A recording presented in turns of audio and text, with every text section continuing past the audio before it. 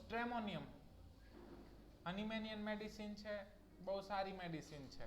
અને જેમ તમે કીધું એમ લગભગ એપોરિઝમ નંબર 221 221 જેની અંદર આખા ઓર્ગેનમની અંદર હનીમેન તમને કહે છે કે give the deep antipsoric medicine, antimiasmatic medicine, પણ માત્ર એપોરિઝમ નંબર 221 લગભગ મને ખ્યાલ છે ત્યાં સુધી, તો એની અંદર હનીમેન સાહેબ એડવાઇસ કરે છે કે don't give antisoric medicine or anti-miasmatic medicine. Give a medicine like aconite, belladonna, hyoscyamus, stramonium and subside acute state. After that prescribe deep anti-miasmatic medicine. So stramonium એટલી સારી દવા છે અને ખાસ કરીને હનીમેન સાહેબના જમાનાની અંદર મેન્ટલ ડિસઓર્ડર માટે અસાયલમ જ હતા.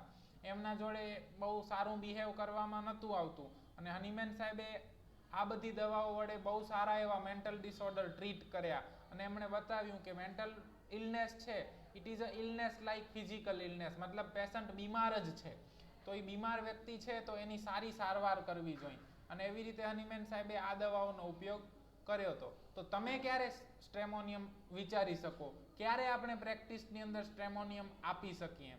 તો શું છે ઇન્ડિકેશન સ્ટ્રેમોનિયમના? First, stramonium is thirsty. Thermal વિશે મને કાંઈ મળ્યું નથી, કશું ક્લિયર નથી. સો પેશન્ટ ઇઝ થર્સ્ટી, એને તરસ વધારે લાગતી હોય.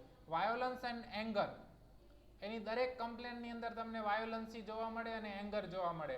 Violent convulsion, violent haemorrhage, violent pain, violent septic stage, violent inflammation. Violent એટલે કેવું?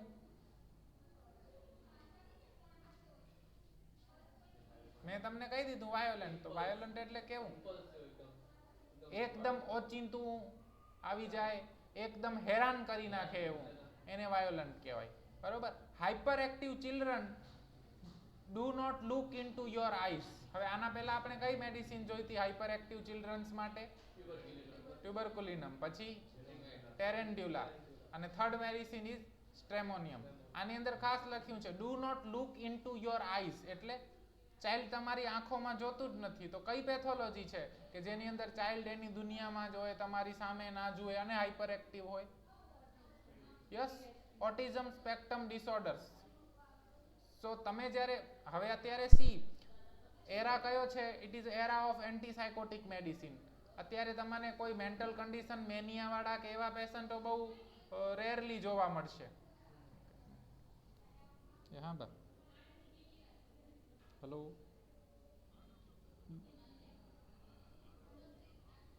કેતન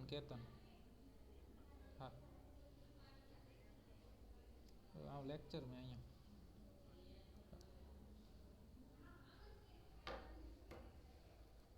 તો આમાં જે ડિસ્ક્રાઇબ કરેલું છે કે ડેલિરિયમ, જે મેનિયા છે, તો એવા બધા કેસીસ તમને નહીં મળે. શું કામ?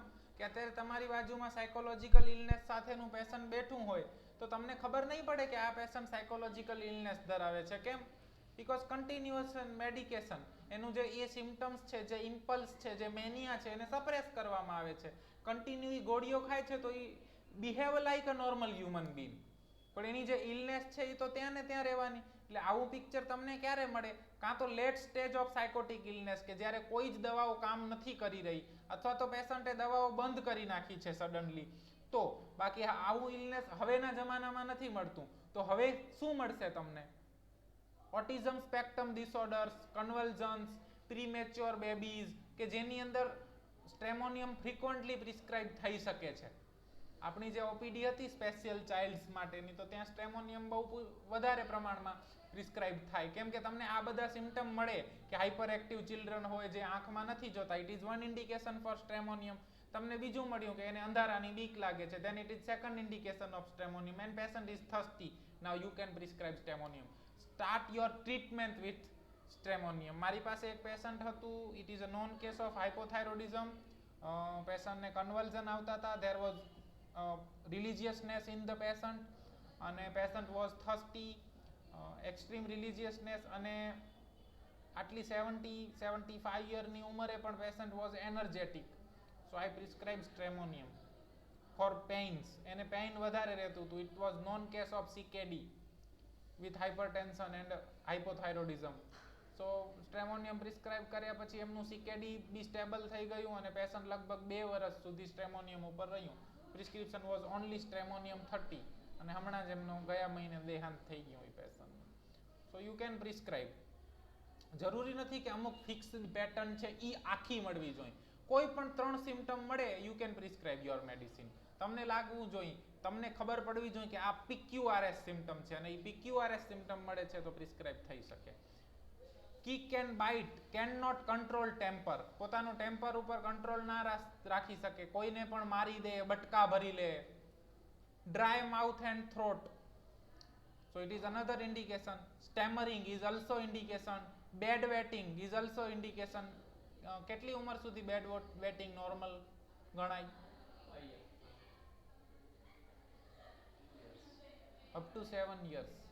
સો પ્રેક્ટિસની અંદર તમારે આ બી ખબર હોવી જોઈએ કે 7 વર્ષ સુધી બેડ વેટિંગ ને નોર્મલ ગણાય. સો તમારી પાસે 3 વર્ષ 4 વર્ષનું બાળક લાવવામાં આવે કે સાહેબ પથારી ભીની કરે છે તો એને ટ્રીટમેન્ટ દેવા નહીં મંડી પડવાનું. ખ્યાલ આવે છે? એને કરતાં એના માતા પિતાને ટ્રીટમેન્ટની વધારે જરૂર હોય છે, કે એના માતા પિતાને ટ્રીટમેન્ટની વધારે જરૂર હોય એવું લાગી શકે કે 3 વર્ષનું બાળક છે તો પથારી ભીની કરવી નોર્મલ વસ્તુ છે એના માટે, એટલે તમારે કાઉન્સેલિંગ આપવું પડે કે અત્યારે નોર્મલ છે છતાં પણ જો એને તકલીફ લાગે તો આપણે એને ટ્રીટમેન્ટ ચાલુ કરશું, જો હજી 2-3 વર્ષ સુધી એ કન્ટિન્યુ પથારી ભીની કરે તો. બાકી આ ઉંમર સુધીમાં એ નોર્મલ છે. ફિયર ઓફ ડાર્ક, એને અંધારાની ખૂબ જ બીક લાગે. અંધારાની બીક લાગવી સ્વાભાવિક છે, પણ પેશન્ટ અંધારામાં જતું જ નથી, અંધારાથી બહુ જ બીવે છે, અંધારાની વાત આવે ત્યાં પેશન્ટને પેશાબ થઈ જાય છે, આટલી બીક, એક્સ્ટ્રીમ ફિયર એન્ડ ફ્રાઇટ જોવા મળે, then your medicine is Stramonium.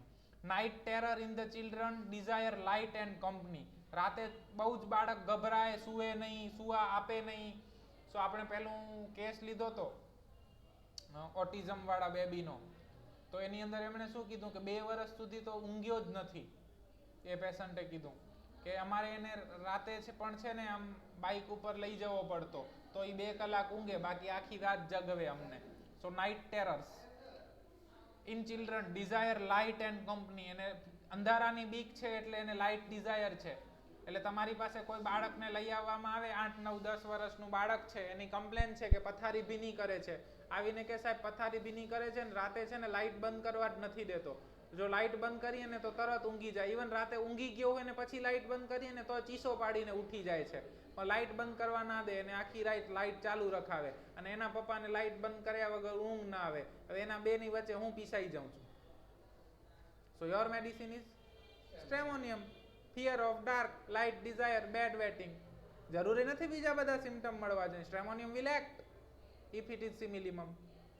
તો તમને આવી નાની નાની વાતોમાંથી પણ મેડિસિન મળે, પણ તમને એ વાતો કઢાવતા આવડવી જોઈએ. ખ્યાલ આવે છે? ફિક્સિટી ના હોવી જોઈએ કે સ્ટ્રેમોનિયમ એટલે તમને કન્વલ્ઝન મળવા જોઈએ, ઇટ ઇઝ મેડિસિન ફોર કન્વલ્ઝન એટલે બીજા કોઈમાં ન અપાય, કે સ્ટ્રેમોનિયમ ક્યારે અપાય જ્યારે મેનિયા હોય કે ડિલિરિયમ હોય તો. No, it can also act in bed wetting. પણ સિમિલારિટી મળવી જોઈએ. Painlessness of all complaint, usually painful, constant restlessness of limb and body. કઈ મેડિસિન આવે બીજી? જિંકમ મેટ, પછી tarentula, tuberculinum, and now medicine is Stramonium. So એની અંદર પણ કન્ટિન્યુઅસ રેસ્ટલેસનેસ જોવા મળે. તમારી પાસે કોઈ 60-70-80 વર્ષના દાદા આવ્યા છે, પ્રોસ્ટેટની કમ્પ્લેન છે, સાહેબ પેશાબ ઉપર કંટ્રોલ રહેતો નથી, રાતે પથારીમાં પેશાબ નીકળી જાય છે, અથવા તો પેશાબ લાગે ને એટલે તરત જ જવું પડે, ના જાઉં તો નીકળી જાય, અને પછી ટીપે પેશાબ આવ્યા કરે છે. તમે જુઓ છો તો દાદાનું કન્ટિન્યુઅસ પગની મૂવમેન્ટ થયા કરે છે, અને દાદા કેસ આપે છે ત્યાં પાછા દાદા આવીને કહે છે સાહેબ ખબર નહીં હમણાં તો એમનો સ્વભાવ ખૂબ બગડી ગયો છે. એટલે તમે પૂછો કેમ, શું થયું છે? કે ખબર નહીં, સાવ ગભરું થઈ ગયા છે, નાના બાળક જેવું વર્તન કરે છે, અંધારામાં તો જતા નથી, અને રાતે મને બેસાડી રાખે છે કે નહીં અહીંયા ને અહીંયા બેસ, અહીંયા ને અહીંયા બેસ. તો યોર મેડિસિન ઇઝ Stramonium. આમાં કોઈ તમારે મેન્ટલ કે ડીપ કેસ ટેકિંગની, કોઈ ડેલ્યુઝનની, કોઈ સેન્સેશનની કાંઈ જ જરૂર નથી. ખ્યાલ આવે છે? હોમિયોપેથી આટલું સિમ્પલ છે ને તમે આપી શકો છો. મારો માત્ર પ્રયાસ એ જ છે કે તમે ભલે જનરલ પ્રેક્ટિસ કરો, પણ સાથે સાથે પ્રેક્ટિસ ચાલુ કરો તો પહેલા મહિનાથી ટેવ પાડવાની કે રોજનો 1 કેસ હોમિયોપેથીનો લેવાનો. ભલે તમે જનરલ પ્રેક્ટિસ કરતા હોય, 1 કેસ રોજનો હોમિયોપેથીનો લેવાનો, બીજા મહિને રોજના 2 કેસ લેવાના, ત્રીજા મહિને રોજના 3 કેસ લેવાના. તો at the end of 2 year તમારા રોજના 25 કેસ હોમિયોપેથીના થઈ જશે. એટલે તમારી 2 વર્ષ તમને ઇનિશિયલ લેવલમાં પૈસાની જરૂર હોય કે તમને પૂરો વિશ્વાસ ના હોય કે મારું હોમિયોપેથી ચાલશે કે નહીં ચાલે, ડગુમગું થતો હોય, તો ઈ કન્ડિશનની અંદર તમને જનરલ પ્રેક્ટિસથી સપોર્ટ મળી રહેતો હોય. અને એની સાથે જો તમે હોમિયોપેથી કરતા હોય અથવા તો એવા આપણા ભાઈઓ બહેનો છે કે જે જનરલ પ્રેક્ટિસ કરી રહ્યા છે પણ હવે એમને ધીમે ધીમે હોમિયોપેથી તરફ જવું છે, તો એવા લોકો બી આવી રીતે સ્ટાર્ટ કરી શકે કે રોજના 1 કેસથી સ્ટાર્ટ કરવાનું, ધીમે ધીમે 2 કેસ, 3 કેસ, 4 કેસ, તો at the end of 2 or 3 year તમારી રોજની 25-30 કેસની માત્ર અને માત્ર હોમિયોપેથિક ઓપીડી થઈ જશે. પછી તમારે બીજું કાંઈ કરવાની જરૂર રહેશે નહીં. આપણી વેલ્યુ માત્ર અને માત્ર આપણા સાયન્સની અંદર જ થવાની છે. ખ્યાલ આવે છે? બીજા સાયન્સની અંદર આપણી વેલ્યુ થવાની નથી. અને આપણી પાસે આવું નોબલ સાયન્સ છે. તમારી પાસે કોઈ પણ પેશન્ટ આવે છે અને કહે છે કે સાહેબ મને છે ને પેટમાં બહુ જ દુખાવો થઈ જાય છે, અને પેશન્ટ આમ તમે કહો દાદા શું ભાવે જમવાનું, ટીક કરો, તો ટીક કરવા જાય ને બોલપેન પકડે ત્યાં જુઓ તમે તો એને ટ્રેમ્બલિંગ આવે છે. અને દાદા કહે છે કે સાહેબ તમે આમાં લખ્યું છે ને મને રાતે છે ને મોઢામાંથી લાળ બહુ પડે છે, અને લાળ પડે છે ને મોઢામાંથી એટલે ઓશીકું આખું ભરાઈ જાય છે, ને હવે ઘરમાં દીકરાઓનું ને વહુઓનું રાજ ચાલે એટલે સાહેબ આવું થાય ને એટલે એ સારું ન લાગે. હવે આટલો કેસ કીધો તમને ઇન્ડિકેશન મળ્યું, કોપિયસ saliva, ડ્રિબલિંગ out saliva from mouth, બરોબર છે, ટ્રેમ્બલિંગ ઓફ હેન્ડ, ખ્યાલ આવે છે? અને બીજું એક સિમ્પટમ મળ્યું તમને, યોર મેડિસિન ઇઝ સ્ટ્રેમોનિયમ. આટલું સરળ છે, આટલું સિમ્પલ છે. લોકો હોમિયોપેથી કેમ લેતા નથી? કારણ કે લોકોને ખબર જ નથી. અત્યાર સુધી બધાએ એવું જ બનાવીને રાખ્યું છે કે હોમિયોપેથી ઇઝ ફોર ક્લાસ, જે લોકો પૈસાવાળા છે કે બહુ એજ્યુકેટેડ છે એ લોકો માટે જ હોમિયોપેથી છે. નો, હોમિયોપેથી ઇઝ ફોર એવરીવન. કોઈ પણ વ્યક્તિ માટે હોમિયોપેથી છે. અહીંયા ડ્રોબેક કોનો છે? આપણો છે કે આપણે એ લોકો સુધી પહોંચી નથી શકતા, નાના માણસો સુધી. આપણે જે સમાજમાંથી આવીએ છીએ, મિડલ ક્લાસ છે, લોઅર સોશિયો ઇકોનોમિકલ ક્લાસ છે, તો એ લોકો પણ હોમિયોપેથી ડિઝર્વ કરે છે. પણ આપણને શું છે, એ લોકોની ભાષાને હોમિયોપેથીમાં કન્વર્ટ કરતા નથી આવડતી. આપણી પાસે ગુજરાતીની અંદર કે માતૃભાષાની અંદર કોઈ લિટરેચર અવેલેબલ નથી, એટલે આપણે ઈમાં હોમિયોપેથી કરવા જઈએ તો થતું નથી ને આપણે ફ્રસ્ટ્રેટ થઈ જઈએ. આ લોકો સાહેબ સમજે જ નહીં, કોઈ કેસ જ નથી આપતા બરોબર. પૂછીએ કે ખાવાનું શું ભાવે, તો કહેશે બધુંય ભાવે. જરૂરી નથી કે તમને ડિઝાયર, એવર્જન કે થર્મલ મળે તો જ તમે પ્રિસ્ક્રિપ્શન કરી શકો છો. તમારે ખાલી પેશન્ટ સાથે વાતચીત કરવાની છે. પણ તમને આ બધા ઇન્ડિકેશન આવડતા હોય, આપણો એક વિડીયો તમારે 10 વાર, 25 વાર, 30 વાર જોયેલો હોય, તમારા માઇન્ડની અંદર ફિક્સ થઈ ગયું હોય, બધું જ ફિટ થઈ ગયું હોય એકદમ, કે કયું ઇન્ડિકેશન છે ને શું બોલે એને, એટલે તમે આરામથી કોઈ પણ 3 ઇન્ડિકેશન નોર્મલ વાતચીતમાંથી પકડી લેશો અને એ પકડીને તમે પ્રિસ્ક્રિપ્શન કરશો ને રિઝલ્ટ મળશે 100% સાથે. સો સ્ટ્રેમોનિયમ, આમાંથી કોઈ પણ 3 સિમ્પટમ, મોટા ભાગના આ સિમ્પટમ તમને પ્રેક્ટિસની અંદર મળશે. એના પછી છે એપેટાઇટ. તો ડિઝાયરમાં સ્વીટ ડિઝાયર છે, વાયોલન્ટ થર્સ્ટ ફોર સોર ડિંક્સ, ખાટું બહુ ભાવે. તમારી પાસે પેશન્ટ આવે છે, એને વાયોલન્ટ ડિસ્મેનોરિયાની કમ્પ્લેન છે, સાહેબ ઇન્જેક્શન મુકાવવું પડે, માસિક આવે ને 3 દિવસ તો મારે દુખાવાના ઇન્જેક્શન મુકાવવા જ પડે, નહીં તો મારાથી બેસાય પણ નહીં, એટલો દુખાવો થાય છે. બીજું સિમ્પટમ લેશો તમે, સાહેબ ખબર નહીં, લીંબુ આખા નીચોવીને પીવે છે, એના સાસુ જોડે આવ્યા હશે એ કહેશે. તમે કેસ એવા ક્લાસમાં નથી લેવાના કે જ્યાં તમે માત્ર પેશન્ટ જોડે જ વાત કરશો.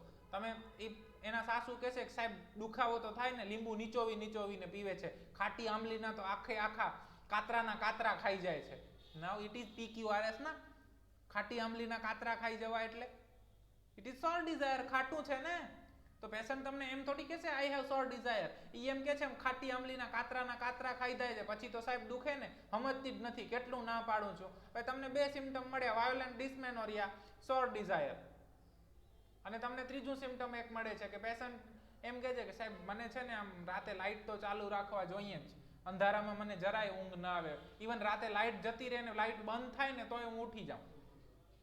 સો યોર મેડિસિન ઇઝ સ્ટ્રેમોનિયમ. ભલે ડિસ્મેનોરિયાની કમ્પ્લેન છે, કોણે કીધું કે તમારે મેનિયા જ મળવું જોઈએ? હનીમેન સાહેબ શું કહે છે? સિમિલિમમ આપો, 3 સિમ્પટમ ઓછામાં ઓછા મળે એટલે એ સિમિલિમમ છે.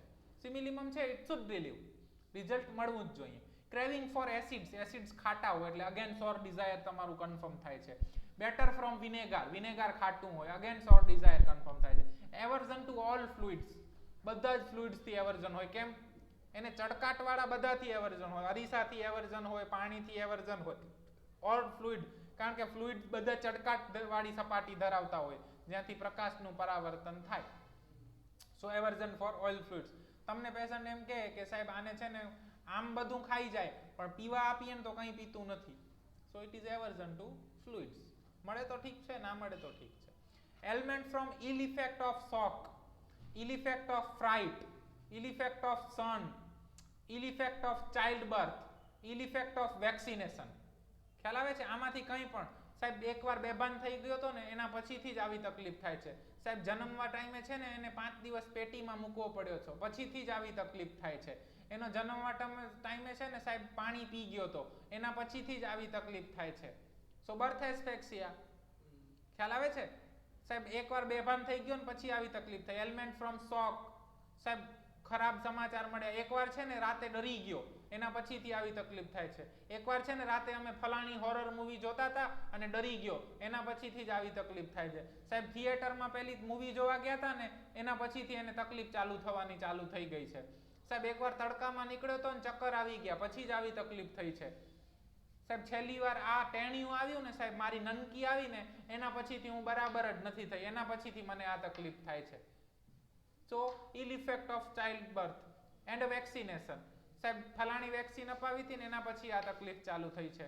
સાહેબ આ ઇન્જેક્શન અપાવ્યું ને પછીથી તકલીફ ચાલુ થઈ. જન્મ ટાઈમે તો બરાબર હતો, પછી રસી અપાવી ને પછી આવું થઈ ગયું. આવું કાંઈ પણ પેશન્ટ બોલે તો it is a indication for stramonium. તમારી પાસે એક બાળકને લઈ આવવામાં આવે છે, 1 નંબરનું તોફાની બાળક છે, એના મમ્મી કહે છે કે સાહેબ પહેલા તો બરાબર હતું, પછી રસી અપાયા ને એના પછી તોફાન એનો વધી ગયો છે, એકદમ ઇરિટેબલ થઈ ગયો છે, સાંભળતો જ નથી અને રાતે તો બહુ હેરાન કરે છે, આખી રાત સૂતો નથી. એને સુવડાવવો હોય ને તો એને દિવસે તડકામાં સુવડાવીએ તો જ ઊંઘે છે. Your medicine is stramonium. ખ્યાલ આવે છે? આટલું સિમ્પલ છે, પણ તમે લોકોને સાંભળો એનાથી કયા સિમ્પટમ, કયા ઇન્ડિકેશન મળે છે એની ટોટાલિટી બનાવો અને એને મેચ કરો. આ હોમિયોપેથી છે, ઓરિજિનલ હોમિયોપેથી છે. Suppression of all secretion and excretion, urine, stool, menses, lochia અને સ્વેટ એન્ડ ઇરપ્શન્સ. કંઈ પણ સપ્રેસ કરવામાં આવેલું હોય. એટલે અત્યારે જે suppression of menses by hormonal pills, OC પિલ્સનો જમાનો છે, ઇન્જેક્શન છે કે સાહેબ બાળક ના રહે ને એના માટે ઇન્જેક્શન મુકાવ્યું છે, તો it is a suppression of hormone, suppression of menses. તો એના પછીથી કોઈ પણ તકલીફ ચાલુ થઈ ગઈ હોય, ઝાડા થયા હતા સાહેબ અને પછી પહેલી ગોળી લીધી હતી ઝાડાની, એના પછી થઈ ગયું, તો it is suppression of diarrhoea, suppression of stool. સાહેબ પેશાબ બાળવાની ગોળી લીધી હતી એના પછી આવું થઈ ગયું. સાહેબ એકવાર છે ને અમે ફલાણાના ત્યાં ગયા હતા અને પછી પેશાબને દબાવી દેવી પડી મારે 3 કલાક, પછીથી આવી તકલીફ ચાલુ થઈ ગઈ. સાહેબ મને હાથ પગમાં બહુ પરસેવો થતો ને એની દવા લીધી હતી, એ તો સારું થઈ ગયું, હવે મને આ તકલીફ ચાલુ થાય છે. સો કોઈ પણ આવું તમને સિમ્પટમ મળે જેમાં સપ્રેશન થયેલું હોય તો it is another indication for stramonium. So વેક્સિનેશનની અમુક લોકો કહે છે કે હોમિયોપેથી ઇઝ અગેન વેક્સિનેશન કે આવું તેવું બધું, તો એ અહીંયા છે. બધા વેક્સિનેશન નહીં, પણ ઇલ ઇફેક્ટ રહી ગઈ હોય તો એને દૂર કરવા તમે સ્ટ્રેમોનિયમ આપી શકો છો. વેક્સિનેશન દ્વારા કોઈ ડિસ્ચાર્જ સપ્રેસ થઈ ગયો હોય તો એના માટે બી તમે સ્ટ્રેમોનિયમ વિચારી શકાય, પણ ટોટાલિટી મળવી જોઈએ. બીજા જનરલ સિમ્પટમ કયા મળશે? તો aggravation from fright when alone and darkness. સાહેબ ખબર નહીં, દાદા છે ને હવે 80-82 વર્ષના થઈ ગયા છે પણ એકલા રહેતા જ નથી. એ એમ જ કહે છે હું ગમે ત્યારે મરી જઈશ, તમે મારી જોડે કોકને કોક રો, કોકને કોક રો, અને રામ રામ રામ રામ રામ રામ રામ રામ કર્યા કરે છે. So your medicine is stramonium. ખ્યાલ આવે છે? આટલું સિમ્પલ 2 લીટીનો જ કેસ. એટલે કેન્ટ સાહેબ કહે છે ને there is pages of pages but no case in that pages. તમે ફૂલ પાનાના પાના ભરી નાખો માહિતીના, પણ એની અંદર કોઈ કેસ અવેલેબલ નથી હોતો. You can write 2 lines but the case lies between 2 lines. ખ્યાલ આવે છે? માહિતી તમારી સચોટ હોય, PQRS વાળી હોય તો એ 2 લીટીમાં પણ કેસ આવી જાય છે, અને તમારી પાસે PQRS વગરની માહિતીના પાનાના પાના ભરેલા હોય પણ એની અંદર કોઈ કેસ હોતો નથી. સો આપણું ફોકસ PQRS ઉપર હોવું જોઈએ. ગ્લિસ્ટરિંગ ઓબ્જેક્ટ, મેં કીધું ચળકતી સપાટી બધી જ બરોબર છે. After sleep aggravation, motion aggravation, on attempting to swallow, કંઈ પણ ગળે તો એને એગ્રાવેશન થાય. શું કામ? પાણીથી એને એગ્રાવેશન છે ઓલરેડી એટલે. એમિલોરેશન ફ્રોમ લાઇટ, કંપની એન્ડ વાર્મથ. બધી જ તકલીફ એની લાઇટથી, કંપનીથી અને વાર્મથથી. સાહેબ ટીવીની સામે જઈને જ ઊભો રહે છે, મોબાઈલની સામે જઈને જ ઊભો રહે છે. મોબાઈલ આપો ને તો બરાબર, નહીં તો એવા ધાંધિયા કરે. So your medicine is સ્ટ્રેમોનિયમ.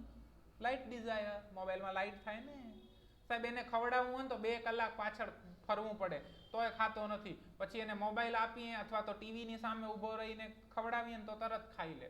So your medicine will be stramonium. Excessive loquacity during menses.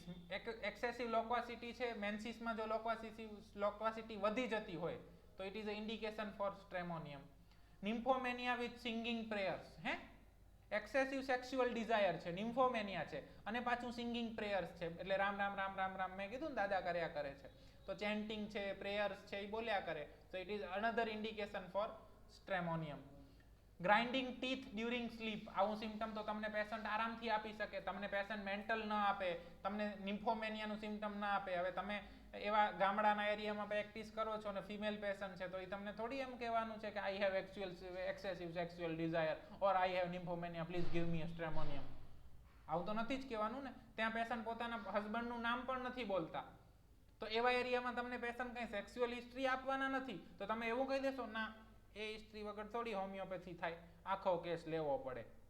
એવું કરવાનું નહીં ને. તમને તો ઇન્ડિકેશન જોઈએ છે. પેશન્ટ કહે છે કે હા સાહેબ, ઊંઘું ને ત્યારે રાતે દાંત કચકચાવવાની ટેવ છે, અમુક વાર તો અંધારામાં છે ને હું બીકથી ડરી ઉઠી જાઉં, મને બીક લાગે એવા સપના આવે છે.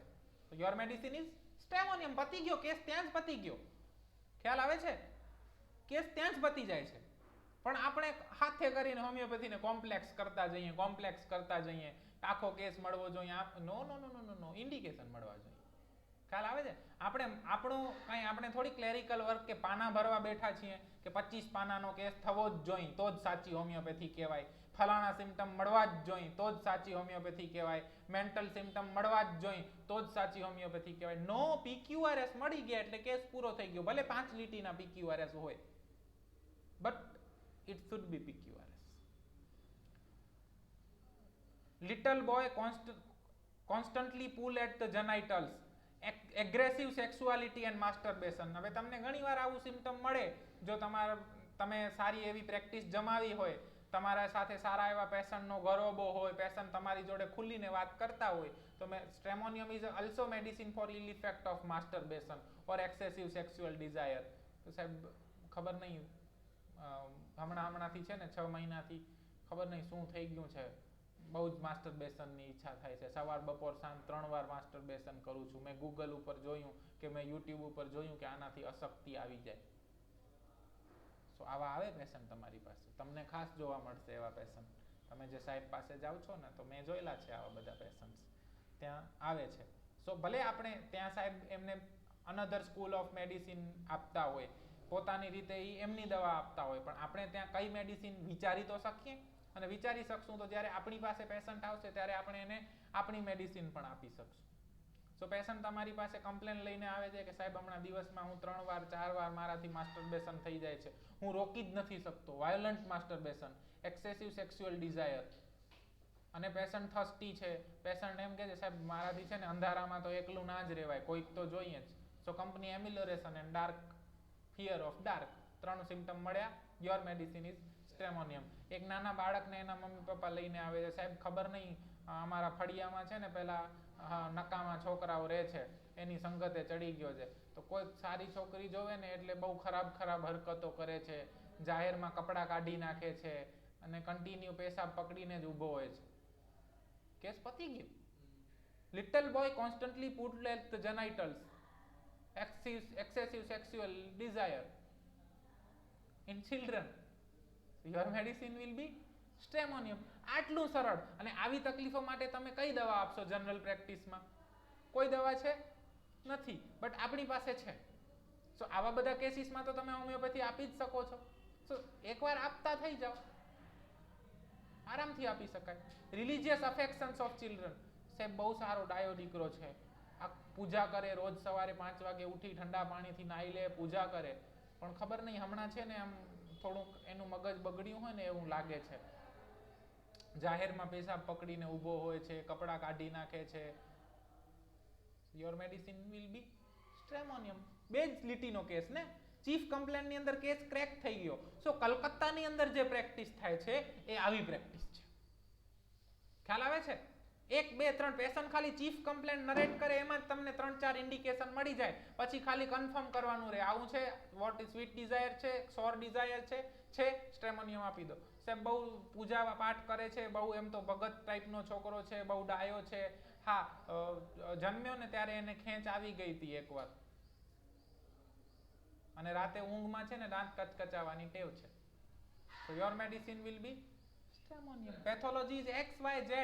તમે એ પેથોલોજી ને કોઈ પણ નામ આપો. We are dealing with miasm and miasm is father and mother of pathology. ખ્યાલ આવે છે? પછી તમે એને ગમે તે નામ આપો, એનાથી આપણને કોઈ જ મતલબ નથી, પણ આપણે ડીલ કરીએ છીએ માયાઝમની સાથે, જે પેથોલોજી પ્રોડ્યુસ કરવા માટે જવાબદાર છે, અને આ બધા સિમ્પટમ ત્યાંથી જ આવે છે. સો યુફ્લેન્ડે શું કમેન્ટ કરી હતી?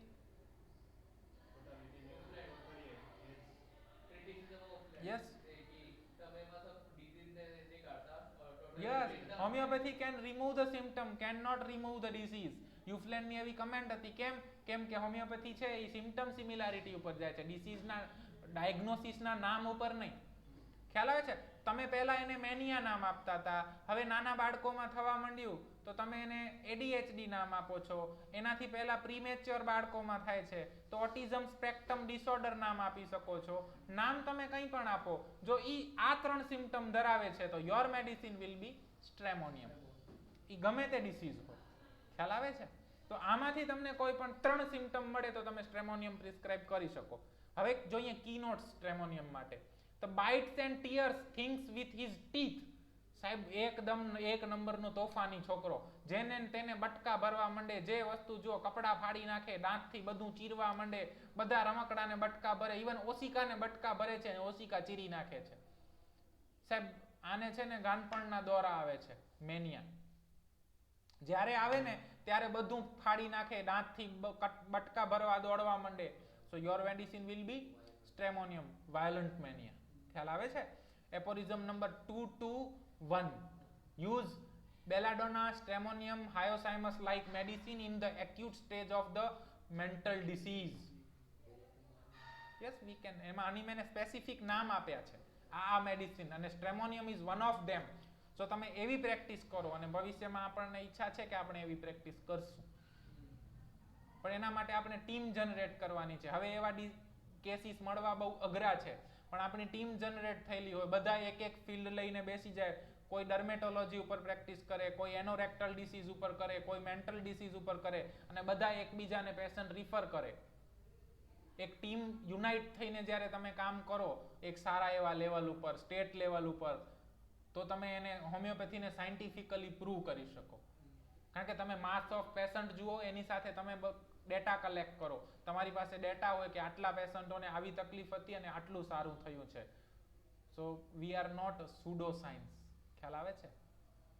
It is a philosophical based science. પણ આપણી પાસે તકલીફ એ છે કે બધાએ પોતપોતાની હોમિયોપેથીને, પોતપોતાની થોટ્સ ઓફ સ્કૂલને આગળ વધારવી છે. કોઈને હોમિયોપેથીને આગળ વધારવામાં ઇન્ટરેસ્ટ નથી, કોઈને લોકો સુધી હોમિયોપેથીને પહોંચાડવામાં ઇન્ટરેસ્ટ નથી. માત્ર બધા લોકો અમારા સુધી આવે, જે આવે એને હોમિયોપેથી આપશું, ન આવે એનું કિસ્મત. આપણે એવું નથી કરવું. આપણે ઘર ઘર સુધી હોમિયોપેથી લઈ જવી છે. આપણે જનરલ પ્રેક્ટિસ કરીએ છીએ, આપણને ખબર પડી કે ફલાણા ભાઈના દાદાને આવું ગાનપણ થાય છે, તો એના ઘરે પહોંચીને એનો કેસ લઈને સ્ટ્રેમોનિયમ આવે તો આપી દેવાની. ઇન કેસ રિઝલ્ટ મળશે તો કન્ફર્મ થશે કે ના, સ્ટ્રેમોનિયમ વિલ એક્ટ. ખ્યાલ આવે છે? અને જો એ રિઝલ્ટ મળશે તો એ પેશન્ટ તમને બીજા 5 પેશન્ટ અપાવશે કે અમારા સાહેબની દવા લો, એકદમ સરસ થઈ જાય છે, દાદાને એકદમ સરસ થઈ ગયો.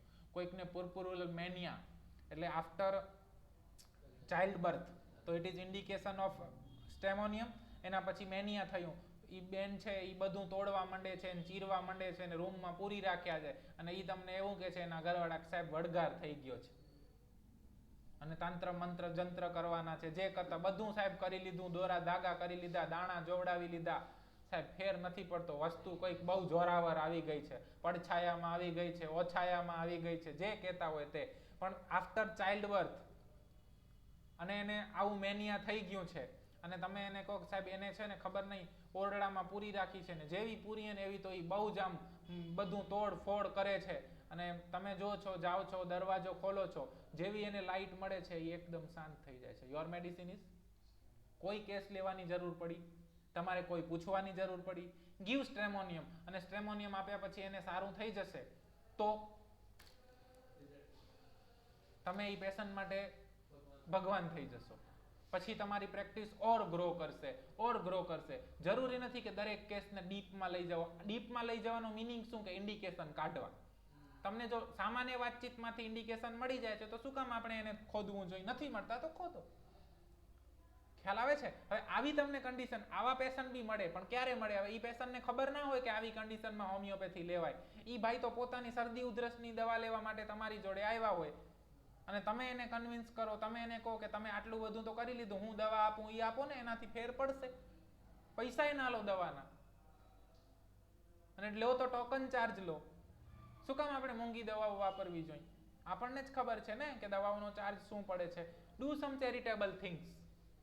કોકનું સારું થતું હોય, તમારા લીધે કોક પેશન્ટની જિંદગી સારી થઈ જાય છે, સુધરી જાય છે, મેનિયામાંથી, ગાંડપણમાંથી સી બીકમ અ નોર્મલ, તો આનાથી મોટું પુણ્ય કયું હોઈ શકે છે? તો કરો ને, આપો. બીવો શું કામ છો? આવી રીતે કોઈ પણ કન્ડિશન હોય, આ સ્ટ્રેમોનિયમ છે એટલે આપણે ઈ બાજુ વિચારી રહ્યા છીએ. ખ્યાલ આવે છે? Religious mania, praying, squint in brain affection during conversion. Squint એટલે આંખ ત્રાંસી થઈ જવી.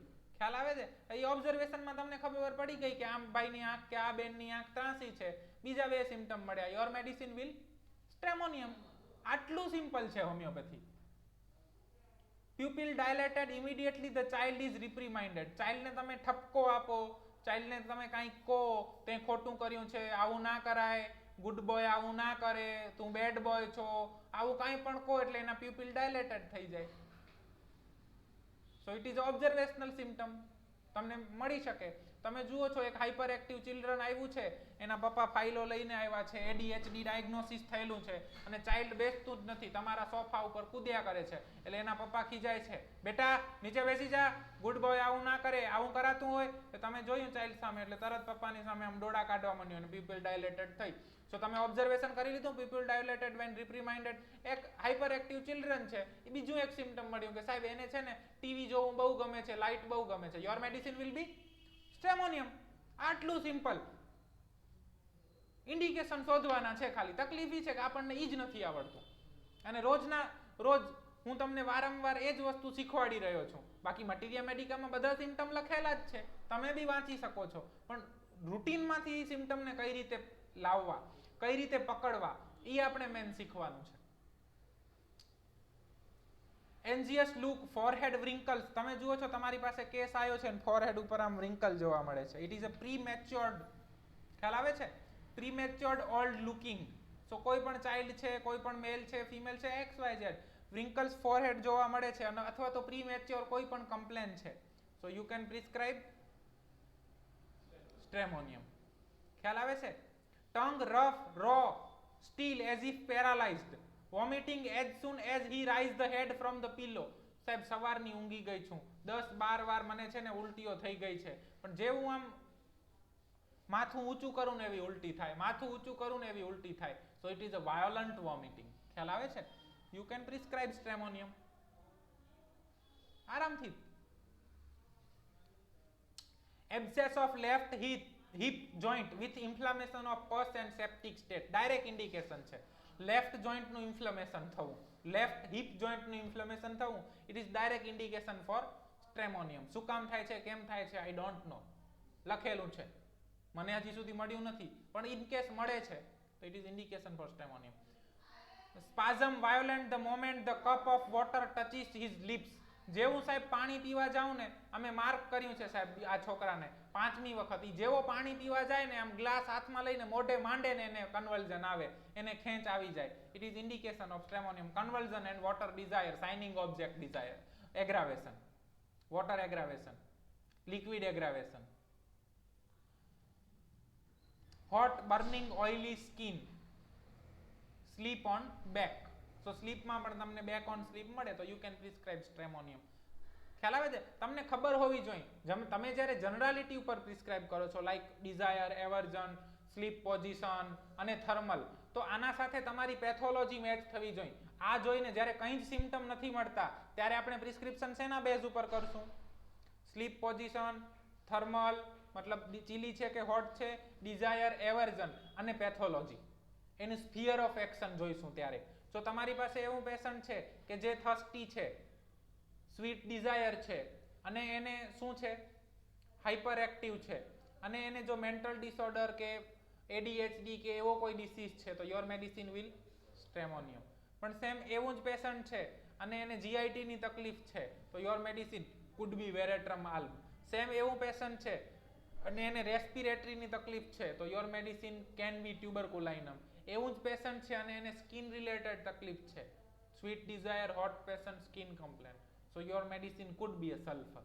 ખ્યાલ આવે છે? ત્યારે આપણે જ્યારે આ કંઈ જ નથી મળતું તો desire, aversion, sleep position, thermal, tongue એની ટોટાલિટી સાથે પેથોલોજીને, ફિયર ઓફ એક્શનને મેચ કરવાની હોય.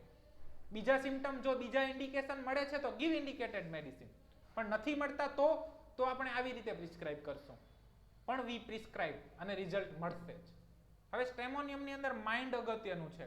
તો શું છે? Full of terrors, clings to those around. તમે જુઓ છો બાળક આવ્યું છે, આમ હાઇપર એક્ટિવ છે પણ કન્ટિન્યુ એની મમ્મીને છેડો પકડીને જ છે, થોડી વારે મમ્મીને હગ કરે છે, થોડી વારે મમ્મીને હગ કરે છે. ઇટ્સ કોલ્ડ ક્લિંગિંગ, ચીપકીને રહેવું. કંગારૂ કેમ એના બચ્ચાનું ચીપકીને રહેવું હોય એવી રીતે. Dread, terror of darkness, of being of alone. એને ડાર્કનેસ અને એકલા થવાથી બહુ બીક લાગે એટલે એ ક્લિંગિંગ કરે. Fear of death, fear of water, fear of dog attacking him. Suspicious છે, ડિસ્ટ્રક્ટિવ છે, સાહેબ બધું તોડ ફોડ કરી નાખે, બટકા ભરે, ચીરી નાખે, દાંત તો રાક્ષસ જેવા છે. Desire to spit on face of people. ચિલ્ડ્રનમાં તમને જોવા મળશે, સાહેબ ગમે એના મોઢા ઉપર થૂકે છે. મેં આવું પેશન્ટ જોયેલું છે. મારા કઝિન બ્રધરનો સન છે, ગુસ્સો થાય ને એટલે થૂક કરે બધા ઉપર. So it is indication for stramonium. એમાં ડિઝાયર ડાર્ક થી ફિયર જોવા મળે, લાઇટ ડિઝાયર જોવા મળે, થર્સ્ટી જોવા મળે, બીજું કંઈ પણ સિમ્ટમ જોવા મળે, યુ કેન પ્રિસ્ક્રાઇબ સ્ટ્રેમોનિયમ. આવું સિમ્ટમ મળે એ હાઈલી PQRS છે, ત્યાં બીજું બધું અવગણી શકાય, પણ 3 સિમ્ટમ સ્ટ્રેમોનિયમના મળવા જોઈએ. ક્લેરવોયન્સ, એને અગાઉથી બધી ખબર પડી જાય, સાહેબ મને ખબર નહીં, આમ મને જે ભણકારા થાય ને એ બધા સાચા પડે, આવું તમને મળી શકે છે. ડેલ્યુઝન ઓફ ઓલ કાઇન્ડ્સ, બધા જ પ્રકારના ડેલ્યુઝન થાય. હું માઇન્ડ ઉપર હાથે કરીને ઓછું ફોકસ કરી રહ્યો છું. શું કામ કે એવી જગ્યા છે જે બહુ કેવી છે, આમ એટ્રેક્ટિવ છે. માઇન્ડ લેવું, માઇન્ડ ભણવું, માઇન્ડ વિશે વાર્તો કરવી, વાર્તાઓ કરવી, બધું તમને ગમશે, પણ પ્રેક્ટિસની અંદર બહુ સૌથી ઓછા સિમ્ટમ મળશે અને આરામથી મિસગાઈડ થવાશે. એટલે આપણે બીજા બધા PQRS ઉપર ફોકસ વધારે કરીએ છીએ. હું તમને બધું શીખવાડી શકું છું. આપણે સેન્સેશન બી શીખી શકીએ છીએ, ડેલ્યુઝન બી શીખી શકીએ છીએ, મેન્ટલ રૂબ્રિક બી શીખી શકીએ છીએ, પણ ફર્નિચર કેવા પ્રકારનું બનાવવું, ડેકોરેશન કેવું કરવું, POP કેવું કરવું, લાઇટિંગ કેવી કરવી, એ બધું પછીની વાત છે. પહેલે પાયો મજબૂત ભરવો પડે. સો આપણે પાયો મજબૂત ભરીએ છીએ અને તમારા જે બી મિત્રો છે એમને એ ખબર નથી પડતી કે હું વારંવાર એમને કહું છું કે પાયો ભર્યા વગર ડેકોરેશનની વાતો ના કરાય, પાયો ભર્યા વગર POPની વાતો ન કરાય. પહેલે પાયો ભરો. એટલે હું POP કરવાનો, ડેકોરેશન કરવાનો કે સારું ફર્નિચર બનાવવાનો કોઈ વિરોધી નથી. હું પહેલે મજબૂત પાયો ભરવાનો સપોર્ટર છું.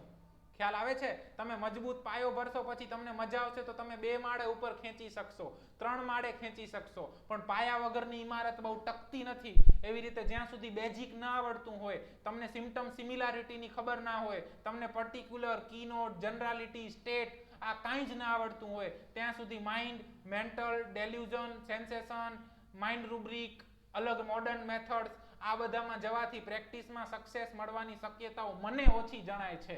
એટલે હું તમને કહું છું કે પાયો મજબૂત કરો, પાયો મજબૂત કરો, પાયો મજબૂત કરો. પણ અનફોર્ચ્યુનેટલી તમને લોકોને એવું લાગે છે કે હું ડેકોરેશન કે POPનો વિરોધી છું.